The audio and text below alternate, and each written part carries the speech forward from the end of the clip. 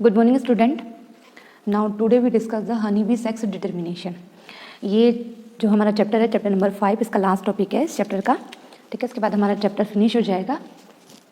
Pedigree analysis हमने इससे पहले वाले वीडियो के अंदर देखा था। आई होप आपको समझ में आया होगा। और पेडिग्री एनालिसिस से रिलेटेड 2 क्वेश्चन थे जो आपको नोट्स में मैंने प्रोवाइड करवाए हैं, तो उनके आंसर आप खुद से निकालने की कोशिश करना। ठीक है, तो जो लास्ट हमारा टॉपिक रह गया है इस चैप्टर से रिलेटेड, हनी बी का, Honey bee sex determination.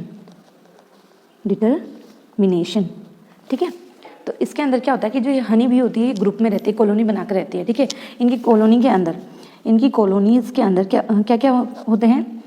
Colony के अंदर तो क्यून होती है। ठीक है, इसके साथ साथ वर्कर होते हैं, वर्कर के बाद ड्रोन्स होते हैं। ठीक है, तो ये 3 तरह, मतलब ये इनकी कॉलोनी के अंदर ये 3 ऑर्गेनिज्म हमको देखने को मिलते हैं हनी बी की कैटेगरी के अंदर। ड्रोन है, ये ड्रोन लास्ट वाला ड्रोन है। ठीक है, तो ये दोनों तो क्यून और वर्कर तो हैं फीमेल, ये दोनों तो हैं क्या है, फीमेल, और ड्रोन है हमारा मेल। ठीक है, ड्रोन क्या है हमारा, मेल। अब देखो, जो क्यून होती है ना, क्यून का काम क्या होता है, एक का प्रोडक्शन करना। क्यून जो होती है, क्यून का काम होता है एक का प्रोडक्शन करना। ठीक है, जितने एग प्रोड्यूस होंगे उतने ही नंबर ऑफ ऑफस्प्रिंग प्रोड्यूस होंगे। तो क्यून का काम है ऑफस्प्रिंग की संख्या को बढ़ाना। क्यून का काम क्या है, ऑफस्प्रिंग की संख्या को बढ़ाना। ठीक है, जबकि जो वर्कर होते हैं, ये जो वर्कर हैं, ये वर्कर क्या है, फीमेल वर्कर हैं, ये फीमेल वर्कर हैं, लेकिन ये क्या होती है, स्टेराइल होती है, ये स्टेराइल होती है। तो ये नंबर ऑफ ऑफस्प्रिंग की संख्या को नहीं बढ़ा सकती हैं। दूसरा इनका काम होता है, मतलब ये वर्कर की तरह काम करती है। तो ये क्या करती हैं, जैसे हनी को इकट्ठा करना इनका काम होता है। रॉयल जेली को, एक रॉयल जेली होती है जिसको क्या किया जाता है, जैसे मैंने कहा कि वर्कर और अब दोनों फीमेल है, लेकिन ये क्यून बन गई और ये स्टेराइल रहेगी। क्यों रहेगी, क्योंकि जेली होती है एक रॉयल जेली। इस रॉयल जेली को जिस वर्कर को, या यूँ कह लो कि जिस फीमेल को खिला जाता है, इस रॉयल जेली को जब वो फीमेल को खिला देते हैं, तो वो जो फीमेल हनी बी है वो बन जाती है क्यून, ठीक है, तो ये वर्कर हैं, वर्कर फीमेल है ये, जो कि हनी बी की कॉलोनीज़ के अंदर पाई जाती है, स्टेराइल होती है। साथ साथ ये बहुत सारे वर्क करती है, जैसे कि हनी को इकट्ठा करना, क्यून को क्या देना, रॉयल जेली देना, या रॉयल जेली को खिलाना। ठीक है, ये किसका काम होता है, वर्कर का काम होता है। और ये जो ड्रोन होते हैं, ये ड्रोन क्या है, मेल हैं। ये ड्रोन क्या है, मेल है। तो इनका काम होता है पॉलिनेशन में हेल्प करना या फिर रिप्रोडक्शन करना। इनका काम होता है रिप्रोडक्शन करना या फिर पॉलिनेशन में हेल्प करना। ठीक है, इसके साथ साथ देखो, आपको पता है कि जो ह्यूमन होता है, हैप्लॉइड होता है कि डिप्लॉइड होता है। ह्यूमन जो होता है क्या होता है, डिप्लॉइड नेचर होता है कि हैप्लॉइड नेचर होता है, बताइए। डिप्लॉइड होता है। ठीक है, डिप्लॉइड होता है, इसलिए इसको 2n से रिप्रेजेंट करेंगे। ठीक है, तो इसके अंदर कितने क्रोमोसोम होते हैं, 46 है ना, 46 क्रोमोसोम होते हैं, और पेयर में लिखेंगे 23 पेयर। उसमें से 22 जो होते हैं वो कौन से होते हैं, ऑटोसोम्स। ठीक है, और 1 पेयर होते हैं सेक्स क्रोमोसोम। ठीक है, इतना तो आपको याद है, बार बार ये चीज़ रिपीट होती है अपनी। तो उसी तरीके से जो क्यून होती है, मतलब ये हनी बी के अंदर जो क्यून होती है, हनी बी पढ़ रहे हैं, हमारा हनी बी वाला टॉपिक चल रहा है, उसके अंदर ये जो क्यून होती है, और जो ड्रोन होते हैं, क्यून होती है हमारे डिप्लॉइड और ड्रोन होते हैं हमारे हैप्लॉइड।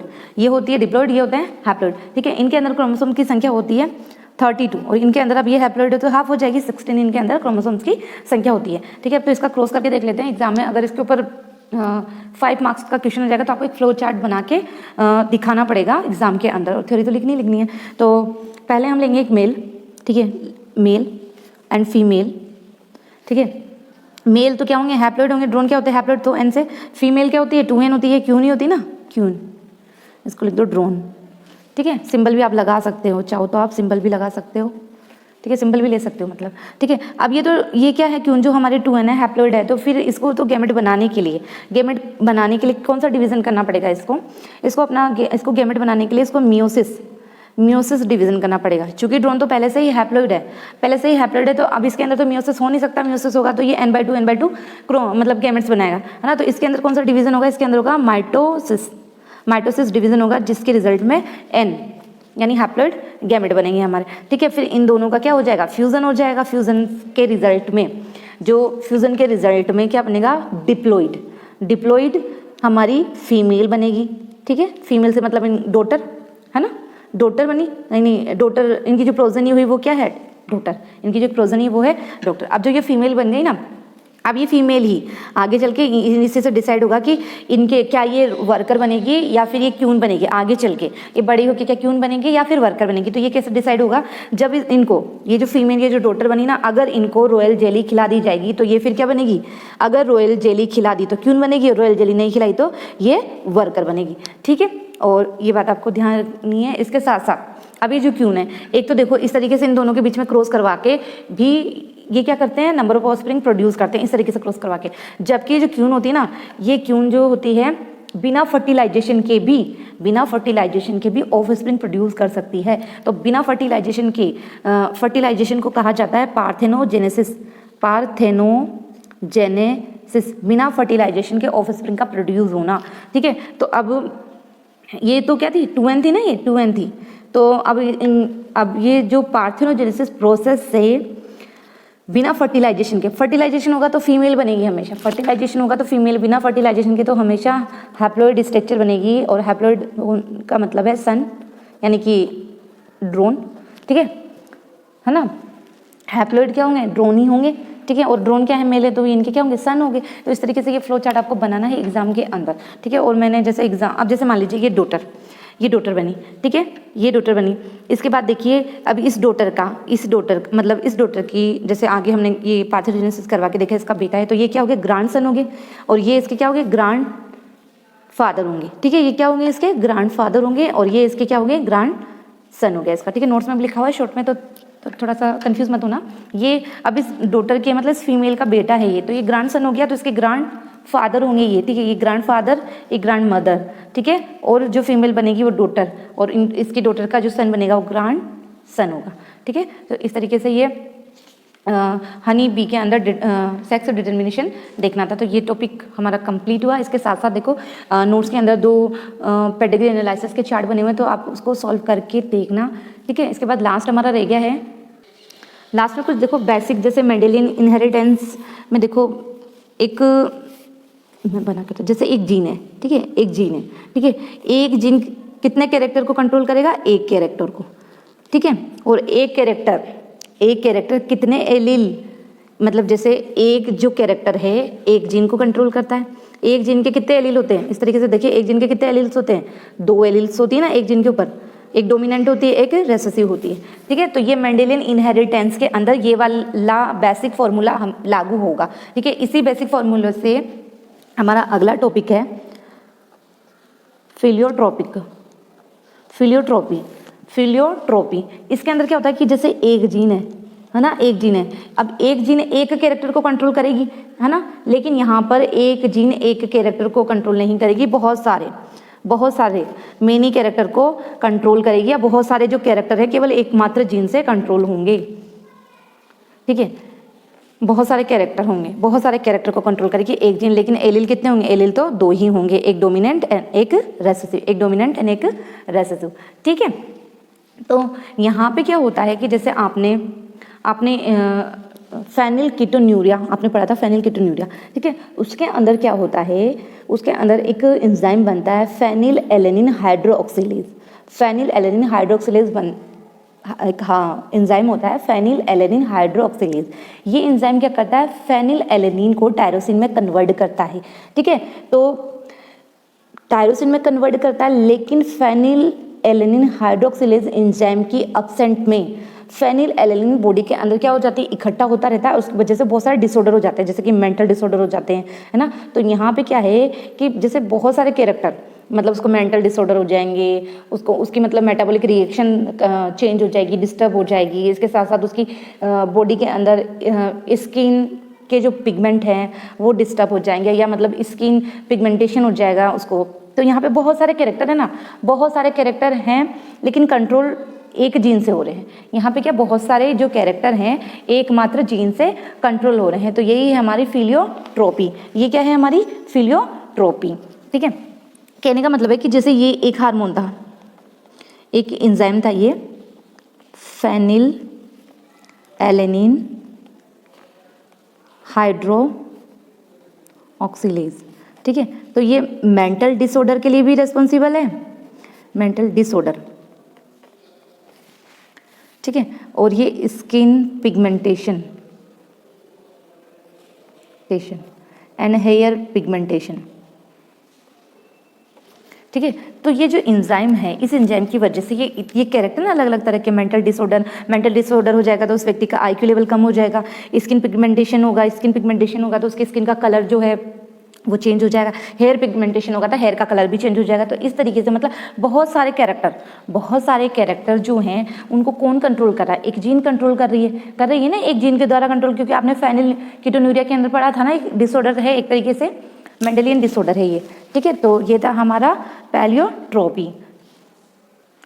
नेक्स्ट है हमारा लास्ट टॉपिक है पॉलीजेनिक इनहेरिटेंस। पॉलीजेनिक इनहेरिटेंस, इसके अंदर क्या होता है कि मतलब बहुत सारे जीन कंट्रोल करते हैं एक कैरेक्टर को बहुत सारे जीन कंट्रोल करते हैं। ठीक है, लेकिन इनकी एलील देखो, एक जीन की एक ही थी तो बहुत सारे जीन की भी कितनी एलील होगी, 2 ही होगी। एक जीन की 2 एलील्स थी, ठीक है, तो फिर 2 एलील्स हर एक की होगी। ठीक है, ईच जीन की होगी, हर एक जीन की 2 एलील होगी। ठीक है, तो इसके अंदर क्या होता है कि बहुत सारी जीन मिलकर एक कैरेक्टर को कंट्रोल करती है। जैसे कि है ना, जैसे मान लो आप, जैसे इस एग्जांपल ले लेते हैं, फॉर एग्जांपल स्किन कलर ले लेते हैं। स्किन कलर, तो ये कोई जीन है ए बी सी। ठीक है, कितनी जीन होगी, 3 जीन होगी। ठीक है, ये तीनों जीन मिलकर स्किन के कलर को कंट्रोल करती है। ठीक है, स्किन के कलर को कंट्रोल करती है। अब इस एक जीन के 2 एलील होंगे, इसके भी 2 एलील होंगे। एक होगा डोमिनेंट की फॉर्म में, एक होगा रेसेसिव के फॉर्म में। ठीक है, एक होगा डोमिनेंट की फॉर्म में, एक होगा रेसेसिव की फॉर्म में, तो लिख दिए। ठीक है, तो जब ये small a, small b and ये स्मॉल सी एक्सप्रेस होगा, या ये तीनों जीन मिल जाएंगे, तो उस व्यक्ति का जो स्किन का कलर कैसा हो जाएगा, क्योंकि रेसेसिव है तो लाइट कलर होगा। ठीक है, और अगर ये वाला ए डोमिनेंट वाला ए बी एंड सी, ये तीनों जीन मिल जाएंगे, या ये तीनों जीन उस व्यक्ति के अंदर होगा, तो उस व्यक्ति का कलर कैसा होगा, डार्क। उस व्यक्ति का कलर कैसा होगा, डार्क। यानी कि तीनों जीन मिलकर, यानी बहुत सारे जीन मिलकर एक कैरेक्टर को कंट्रोल कर रहे हैं, डार्क कलर को। ये तीनों जीन मिलकर एक कैरेक्टर को कंट्रोल कर रहे हैं, ठीक है, लाइट कलर को।